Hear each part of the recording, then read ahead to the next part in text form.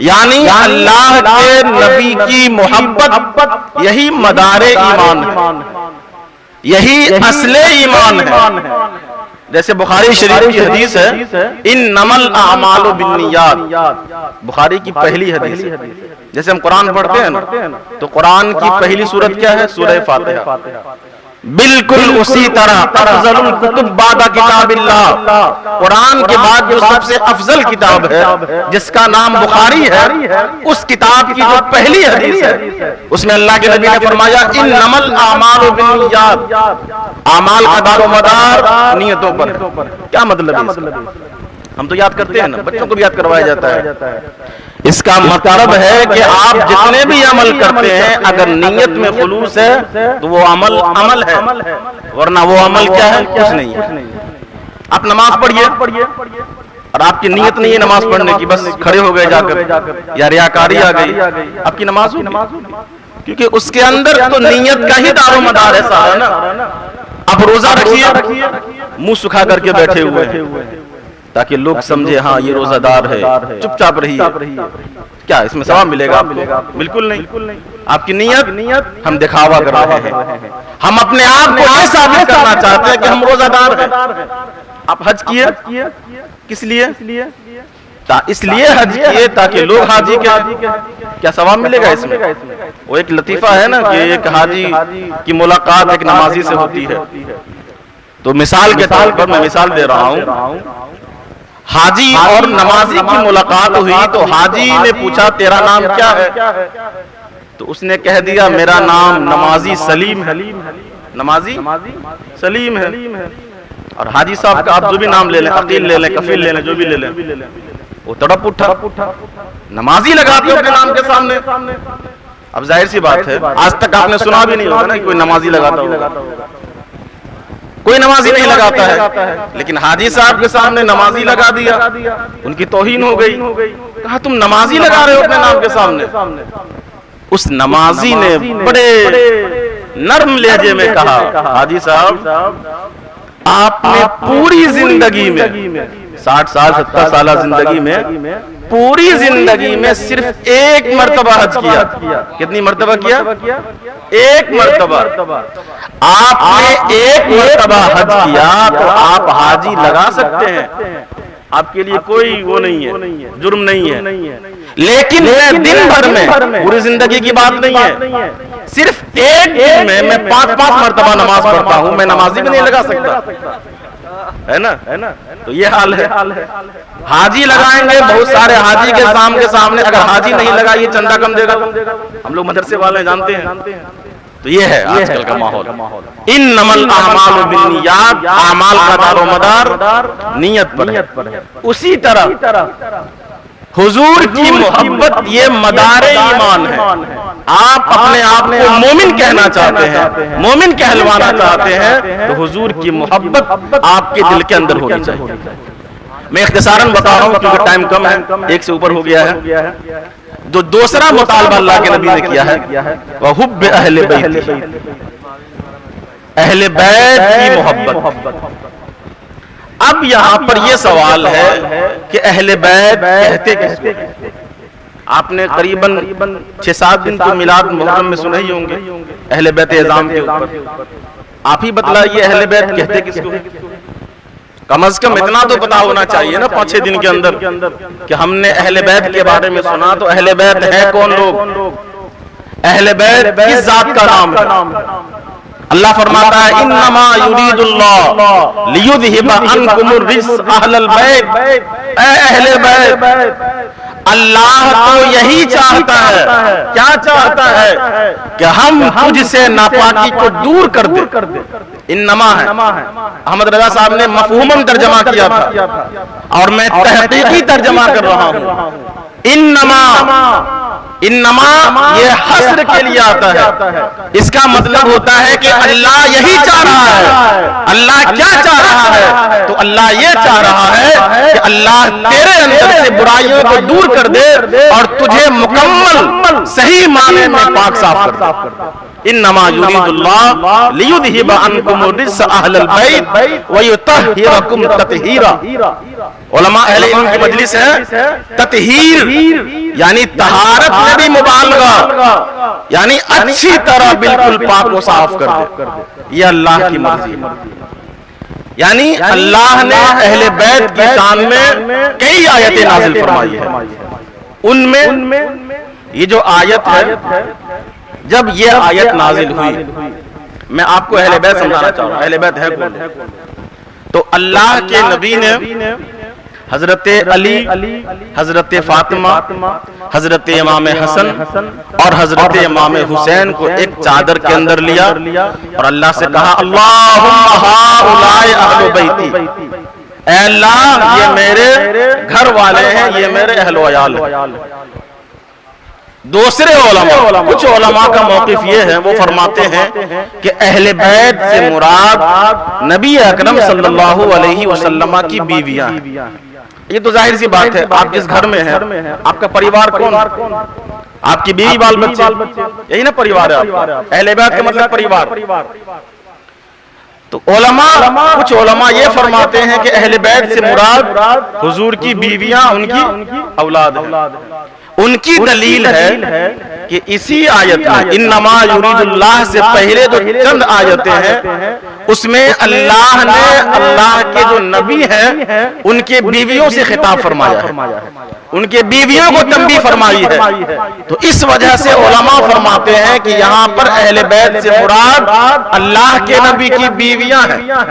एक कौल ये हो गया, और एक कौल ये है कि अहले बैत से मुराद ये चार हजरात, हजरत इमाम हसन, हजरत इमाम हुसैन, हजरत अली, हजरत फातिमा और नबी अकरम सल्लल्लाहु अलैहि वसल्लम हैं, जिन्हें हम पंजतने पाक कहते हैं। लेकिन जमहूर उलमा, ज्यादातर उलमा किराम ये फरमाते हैं कि अहले बैत से मुराद यहाँ जो हजरात हसनैन, उनकी वालिदैन तो है ही, साथ में सहाबाए किराम की जो अल्लाह के नबी की जो बीवियां हैं वो भी अहले बैत में मुराद है। यहाँ तक कि अल्लाह के नबी ने फरमाया था, सुलेमान मिन्ना अहलिल बैत, हजरत सलमान फारसी के बारे में अल्लाह के नबी ने फरमाया कि सलमान हमसे है, यानी अहले बैत। इतना तो समझ गए अहले बैत किसे कहते हैं। अब अहले बैत के बारे में सुने। अहले बैत के बारे में अल्लाह के नबी ने कई हदीसों में तज़किरा फरमाया है। एक हदीस में अल्लाह के नबी ने फरमाया, उज़क्किरुकुमुल्लाह फी अहले बैती, मेरे उम्मतियों मैं तुम्हें अल्लाह से अपने अहले बैत के मामलात में डराता हूं, तुम्हें मैं अल्लाह की नसीहत याद दिलाता हूं।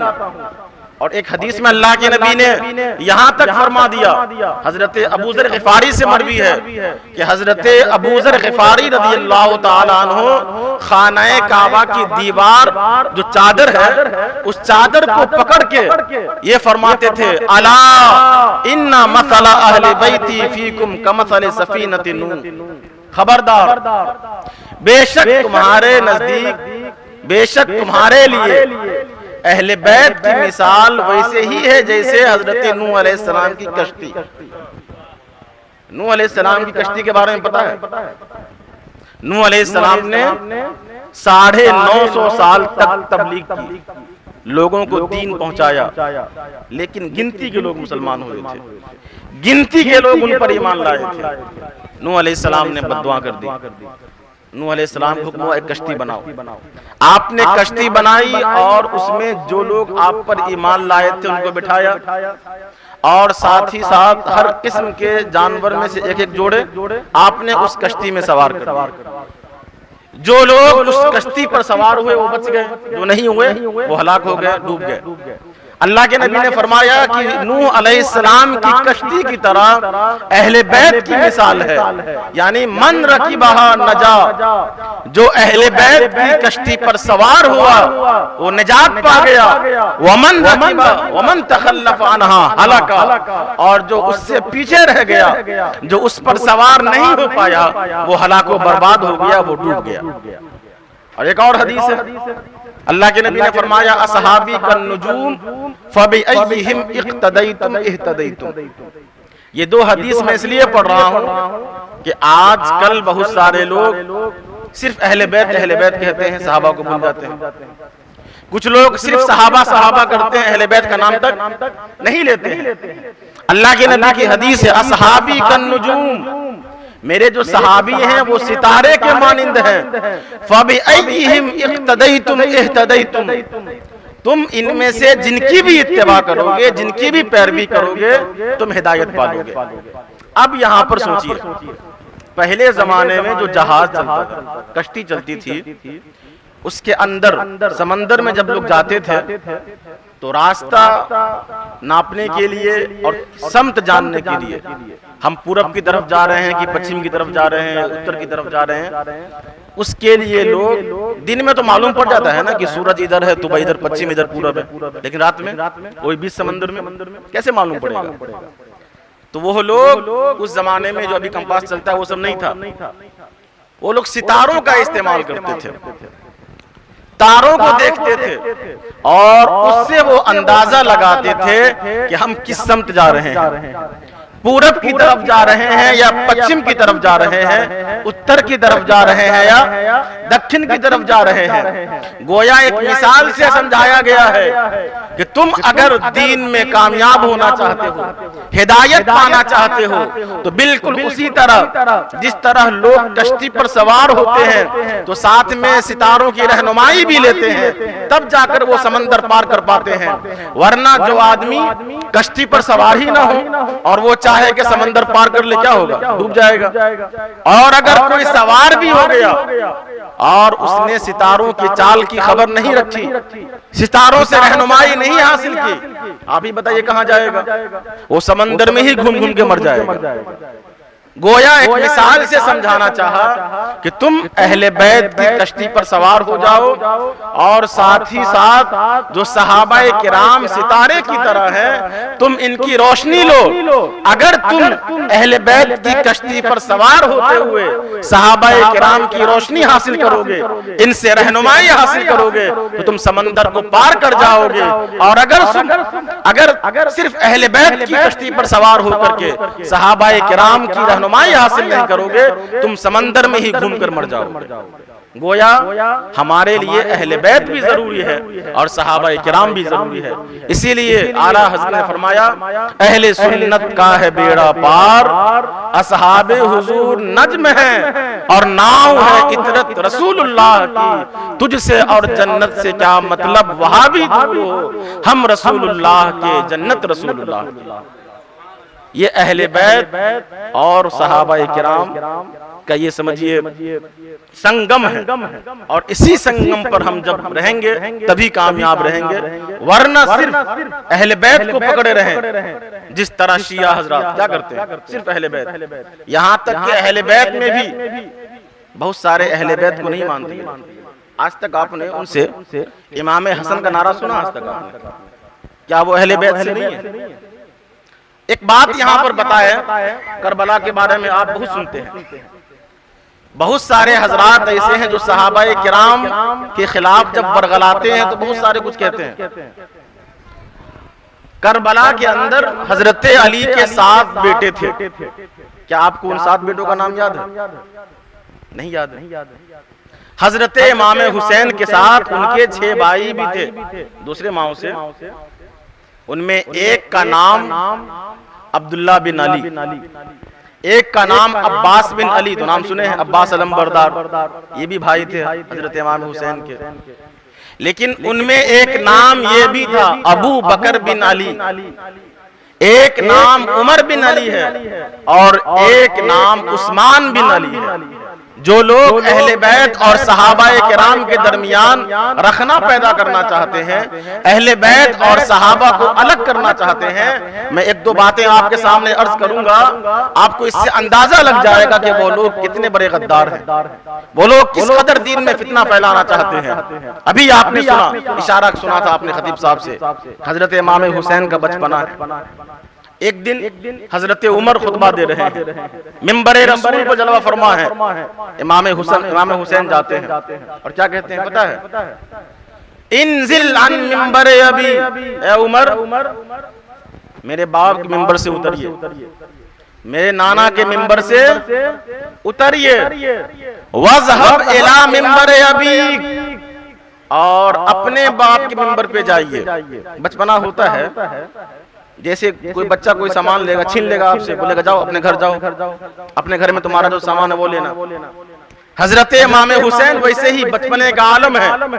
हजरत उमर से कह रहे हैं कि मेरे बाप के मिंबर से हटिए और अपने बाप के मिंबर पे जाइए।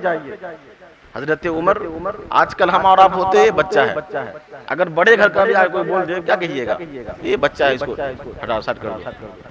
हजरत उमर बगैर किसी सवाल व जवाब के मिंबर से उतर जाते हैं, दोनों हाथ बांध करके खड़े हो जाते हैं और कहते हैं हुसैन, मेरे बाप का तो कोई मिंबर ही नहीं था, मेरे बाप का तो कोई मिंबर ही नहीं था। हजरत इमाम हुसैन कहते अच्छा आपके बाप का कोई मिंबर नहीं था? कहते नहीं था मेरे बाप का कोई मिंबर। थोड़ी देर बाद, जैसे बचपना है, खुद ही कहते हैं इमाम हुसैन, अच्छा चलिए ठीक है, जब आप कहते हैं कि मेरे बाप का कोई मिंबर नहीं था तो आइए और मेरे बाप का जो मिंबर है उसी पर खुतबा दीजिए। यानी आप अंदाजा लगाइए, इमाम हुसैन का बचपना है, फिर भी हजरत उमर रज़ियल्लाहु ताला अन्हु अहले बैत का किस कदर एहतराम कर रहे हैं। इमाम मालिक के बारे में आया, शायद आप पहली बार सुनिएगा। एक सैयदजादे थे जाफर इब्ने सुलेमान, इन्होंने हजरत इमाम मालिक को जो कोड़े मारे और जो सजाएं देनी हुई थी, जब सजा देते देते इमाम मालिक बेहोश हो गए, उनको घर ले जाया गया। कुछ देर बाद इमाम मालिक होश में आते हैं। जैसे ही होश में आते हैं, जो लोग वहां पर थे सबों से कहते हैं ऐ लोगों गवाह हो जाओ, मैंने हजरत सैयद जाफर इब्ने सुलेमान को अल्लाह के लिए माफ कर दिया। यानी हजरत जाफर इब्ने सुलेमान ने उन्हें बहुत कोड़े लगाए, जो सजाएं देनी थी दी, यहां तक के इमाम मालिक बेहोश हो गए। लेकिन जैसे ही होश में आते हैं फौरन कहते हैं कि मैंने हजरत जाफर को माफ कर दिया। कुछ दिनों के बाद मंसूर बादशाह जो था बनी उमैया का, उसने हजरत इमाम मालिक से कहा आप कहिए तो मैं जाफर से आपका बदला दिलवा, आप कहिए तो मैं जाफर से आपका बदला दिलवा दूं। हजरत इमाम मालिक गजबनाक हो गए और कहने लगे आप कैसी बात करते हैं, मैं इस बात से डरता हूं कि कल कयामत के दिन अल्लाह के नबी के सामने, अल्लाह के नबी के सामने उनके किसी शहजादे को मेरी वजह से उन्हें शर्मिंदा होना। मैं ये पसंद नहीं करता कि किसी सैयदजादे को मेरी वजह से उनके नाना के सामने उन्हें जवाब देना पड़े कि तूने इमाम मालिक को क्यों मारा था, तूने इमाम मालिक पर ऐसा क्यों किया था, तूने इमाम मालिक पर कोड़े क्यों बरसाए थे। यह है अहले बैत से मोहब्बत कि अगर अहले बैत जुल्म भी करे, अगर अहले बैत ज़ियादती भी करे तो आप अल्लाह के लिए बर्दाश्त कर लें, अल्लाह आपको इसका अज्र अता फरमाएगा। यहाँ तक कि इमाम शाफी के बारे में आया कि इमाम शाफी को 5 मिनट, इमाम शाफी को लोगों ने शिया मशहूर कर दिया। क्यों मशहूर कर दिया? क्योंकि इमाम शाफी अहले बैत की तरफ मैलान ज्यादा रखते थे, उनसे मोहब्बत ज्यादा करते थे। जब इमाम शाफी बहुत परेशान हो गए, लोगों के ताने बर्दाश्त करते करते थक गए, तो इमाम शाफी ने कहा लौ काना रिफज़न हुब्बु आले मोहम्मद, सुनो अगर आले मोहम्मद से मोहब्बत करना ये रिफ्ज़ है, यानी राफजी होना है, फल यशहदिस सकलान अन्नी राफजी, तो सुन लो मैं राफजी हो गया। यानी अगर तुम्हारे नजदीक अहले बैत से मोहब्बत करना, अहले बैत की मोहब्बत का दम भरना, उनका चर्चा करना, ये राफजी हो जाना है, तो सुन लो मैं राफजी हो गया। आप अंदाजा लगाइए किस कदर इन अइम्मा किराम अहले बैत की मोहब्बत में गुम थे। लेकिन आज जैसा हजरत ने कहा, हम लोग सिर्फ नाम के अहले बैत के मुहिब शुमार होते हैं, लेकिन हकीकत में हम अहले बैत के दुश्मन वाला काम। अभी आपने सुना कि मुहर्रम में बाज़ाब्ता उलमाए किराम आगे रहते हैं। हमारा गांव पक्षी के इतना पढ़ा लिखा नहीं है, लेकिन अल्हम्दुलिल्लाह औसत के एतबार से यानी 50 घर की आबादी में 20 मौलाना है, तो ऐसा नहीं है कि कम नहीं, कम है, बहुत है अल्हम्दुलिल्लाह। हरपुर हमारे इलाके में, उस गांव में, उस ब्लॉक में, पंडौल ब्लॉक में सबसे पढ़ा लिखा गांव है अल्हम्दुलिल्लाह। लेकिन सिर्फ पढ़ा लिखा ऐसा नहीं है, आप उस गांव में जाइए, आप कभी भी चले जाइए, शादी हो कुछ भी हो, एक गाना की आवाज नहीं सुनिएगा, डीजे की कोई आवाज नहीं सुनाई देगी। और अल्हम्दुलिल्लाह हमारे यहाँ बरसों से, कई जमाने से मुहर्रम में जो खुराफात किए जाते हैं वो सब बंद है।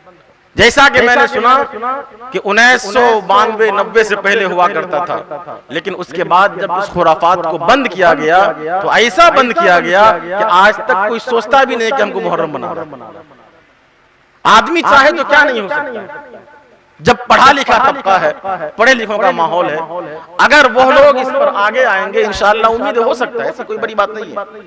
जिस तरह खुराफात डीजे वगैरह बंद हो सकते हैं, उस तरह ये भी खुराफात बंद हो सकता है, बशर्ते के अज़्म और हौसला होना चाहिए। एक आखिरी बात जो मैंने कहा था, वह क़िराअतिल कुरान, और कुरान पढ़ना सिखाओ। दिल से बताइएगा आज कितने लोग ऐसे हैं जिनको कुरान पढ़ना आता है। अफसोस का मकाम ये है कि बहुत सारे अइम्मा हजरात ऐसे होते हैं जिनको कुरान पढ़ना नहीं आता है, इसलिए तो कहते हैं कि उनकी क़िराअत ठीक नहीं है, ऐसे बोलते हैं। तो जब बहुत सारे पढ़े लिखे की क़िराअत सही नहीं है तो आम लोगों की क़िराअत का आलम क्या होगा। और कारिए कुरान का मतलब ये नहीं है कि सिर्फ कुरान पढ़ना आ गया। अल्लाह के नबी ने कहा ना, कुरान पढ़ना सिखाओ।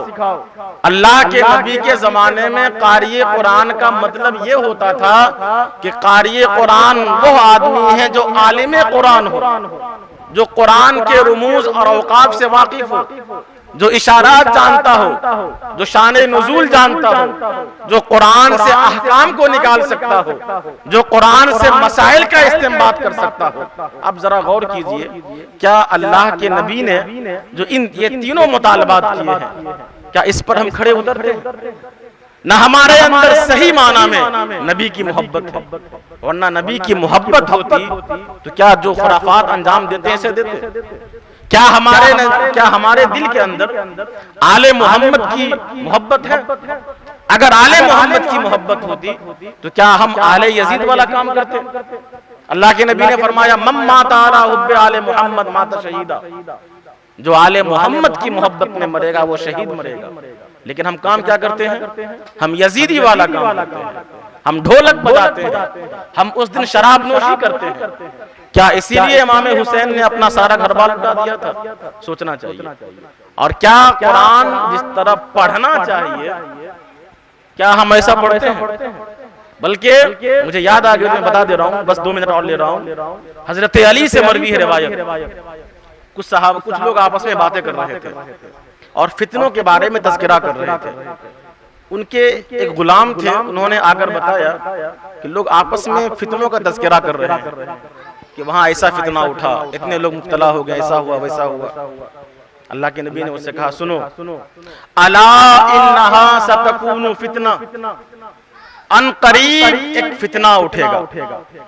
अल्लाह के नबी हज़रत अली ने कहा कि मैंने अल्लाह के नबी को फरमाते सुना कि अला इन्नहा सतकूनु फितना, अन करीब एक फितना उठेगा। तो हजरत अली ने ये नहीं कहा जैसे हम और आप होते, पूछते या रसूल अल्लाह वो फितना कैसा होगा, उसका रंग कैसा होगा, वो कहां से उठेगा, उसमें कितने लोग जद में आएंगे। जैसे आजकल अगर जलजला आता है तो बचने के तरीके क्या है? भागो वहां से। लेकिन हम क्या करेंगे? सोचेंगे फितना जलजला कहां से आया, कितनी डिग्री का था, क्या हुआ। बहरहाल हजरत अली ने ये सब कुछ नहीं पूछा। हजरत अली ने कहा, या रसूल अल्लाह मुझे इस बात से कोई मतलब नहीं है फितना कहां से उठेगा, उसकी नौयत क्या होगी, फकत इतना बदला दिया जाए, मल मखरजु मिनहा या रसूल अल्लाह, उस फितने से बचने का रास्ता क्या होगा, उस फितने से अपने आप को सेफ रखने का रास्ता क्या होगा, हम अपने आप को उस फितने से कैसे बचा सकते हैं। अल्लाह के नबी ने फरमाया, किताबुल्लाह। क्या है? उस फितने से बचने का वाहिद रास्ता क्या होगा? अल्लाह की किताब होगी। फिर आगे अल्लाह के नबी ने फरमाया फीहि नबअ मा क़ब्लकुम व ख़ब्रु मा बअदकुम व हुक्मु मा बैनकुम। ये सुनो, उस किताब के अंदर तुमसे जो पहले वाले लोग थे उनकी खबरें मौजूद हैं। उस किताब के अंदर जो तुम्हारे बाद लोग आएंगे उनके बारे में खबरें मौजूद हैं। वह हुक्म मा बैनकुम, और तुम्हारे दरमियान जो मसाइल है उसका हल भी कुरान पाक के अंदर है। हम हल करते हैं, हम सीधे भागते हैं मुखिया जी के पास, सरपंच जी के पास, सरदार जी के पास। बहरहाल अल्लाह के नबी ने उसके आखिर में फरमाया मन तरकहु मिन जब्बारिन कसमहुल्लाह, जो उस कुरान को तकब्बुर की वजह से छोड़ देगा अल्लाह उसे रेजा रेजा कर देगा। वमन दा इलैहि हुदिया इला सिरातिन मुस्तकीम, और जो उस कुरान की तरफ बुलाएगा उसे सीधे रास्ते की तरफ हिदायत दे दी गई। इसमें यह नहीं कहा गया कि लोग उसकी दावत को सुने कि नहीं सुने, दावत सिर्फ कुरान की तरफ बुलाया, कुरान के पैगामात को सुनाया, अहकाम इलाही से गुशनास फरमाया। अल्लाह के नबी फरमाते हैं जिसने कुरान की तरफ बुलाया हुदिया इला सिरातिन मुस्तकीम, उसे सीधे रास्ते की तरफ हिदायत दे दी गई। मौला ताला की बारगाह में दुआ है कि आज जिस उर्स में हम और आप शरीक हुए हैं उस उर्स को अपनी बारगाह में कबूल फरमाए और साहिब उर्स के फैजान से माला माल फरमाए। कहने में जो भी गलती हुई है मैं तौबा करता हूँ, अस्तगफिरुल्लाह रब्बी मिन कुल्लि ज़ंबिन व अतूबु इलैहि, आमन्तु बिल्लाह व मा अलैना इल्लल बलाग। अस्सलामु अलैकुम व रहमतुल्लाह।